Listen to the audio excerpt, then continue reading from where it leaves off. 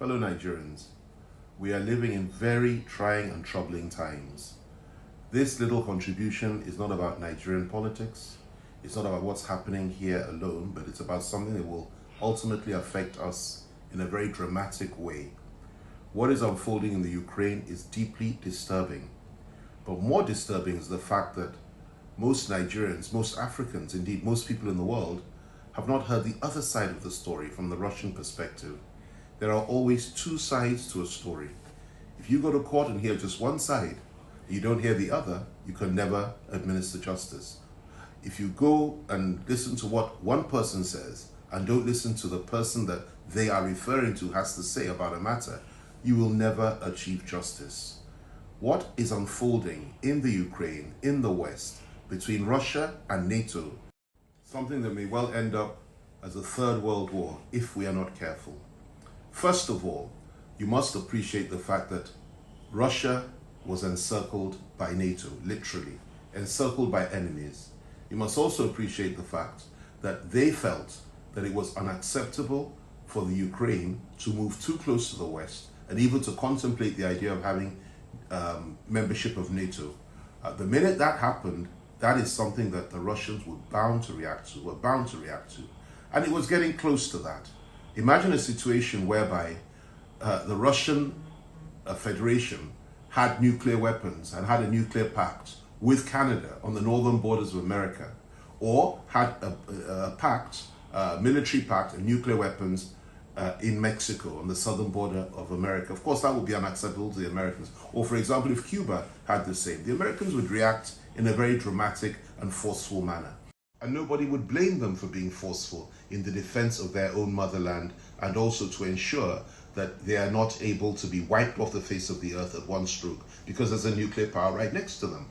That is the perspective of the Russians. There's another aspect that a lot of people don't know. Most of eastern Ukraine are peopled by Russian-speaking individuals who want to be part and parcel of the Russian Federation. Remember, there was one country before.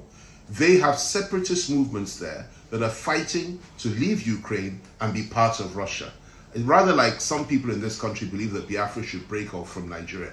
They have exercised their right of self-determination, say they want to be part of Russia, and they were being slaughtered by the Ukrainian forces, something that the West and the rest of Ukraine turned a blind eye to. You don't see that on CNN. They were being slaughtered on a daily basis. And the Russian Federation felt they needed to go in to protect those people and deliver them. So they took the Crimea, which was traditionally part of Russia a few years back. Now, after taking the Crimea a few years back, they now focused on Donetsk, which is another region, and one other region, I've forgotten the name now, in eastern Ukraine. And a few days ago, they marched in and literally occupied the place and saved the people that were being slaughtered there from the Ukrainian forces.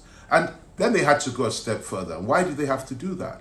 They felt threatened by the fact that the Ukrainian president and the Ukrainian government were too close to the West and were about to join NATO, or refused to say that they would never join NATO. And the greatest fear of the Russians is for a country on their direct border to join NATO. That would result in catastrophic things going on. And they didn't want that. So what they've done, they've gone in, and unfortunately, they have invaded. And I have no doubt that they will remove the president. They will put another president there who will guarantee the fact that the Ukraine will never join NATO and will continue to be almost like a buffer state between the Western powers, Western Europe, and Russia. That is the only way that the Russians will feel comfortable. Now, look at the other side. NATO has built up so many armaments and so much arms and nuclear bases all over Europe, right on the doorstep of Russia.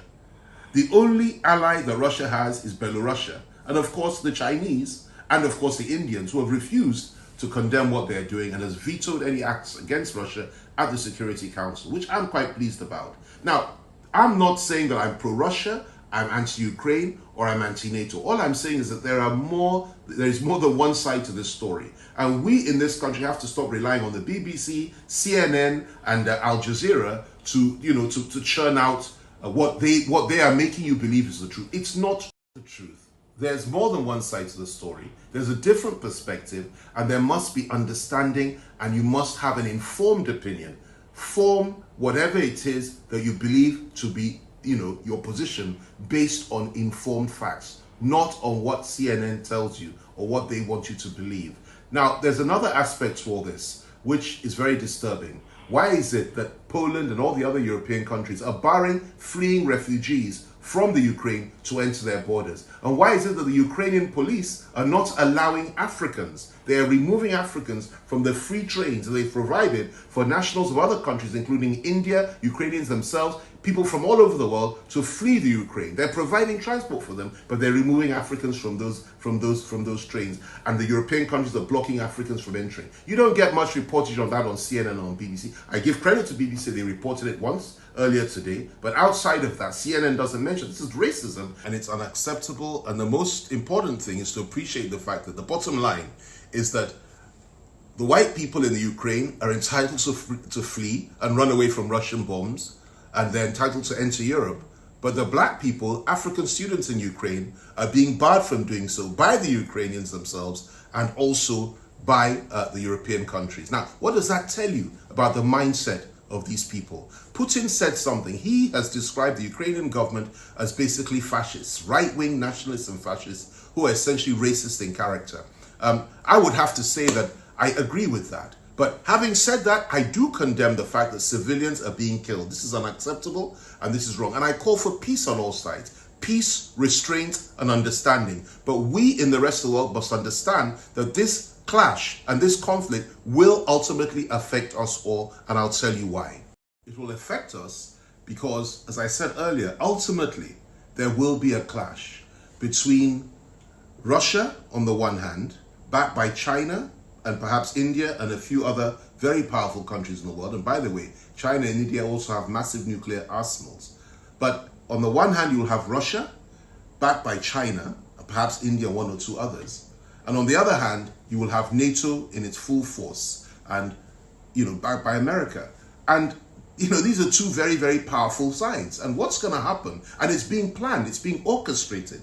Just like Joseph Okechukwu has said, great writer and commentator of Nigerian stock, great guy.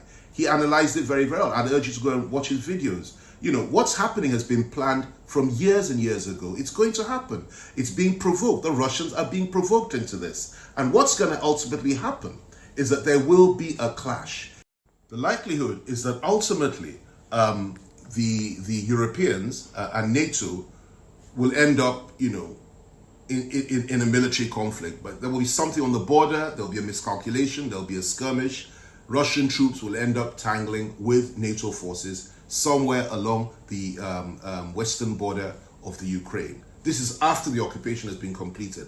There's going to be some form of military action between the two. Now, when that happens and NATO comes together to face the Russians, it'll be an overwhelming force. It'll be difficult for the Russians to contain them. And Putin has said something. He has said, we anticipate this, that when they come against us, the might of NATO all together combined against us will be too strong for us. We'll take them on, but they'll be very, very strong, difficult to handle. And what we will then do is fall back on our nuclear arsenal. Now, what's that telling you? He's telling the world that if you try us, if you push us in the Ukraine or anywhere else, or if you allow Finland or Sweden to join NATO, or if you press us on the Ukraine and try to liberate the Ukrainians, or try to come in or interfere with us in any way, that we will ultimately fight you with, military tactics and ordinary armaments, conventional forces and conventional armaments. But if we are pushed to it and you appear to be defeating us, which you may well be able to, we will resort to nuclear weapons. Russia has the second largest stock of nuclear weapons on planet Earth, second only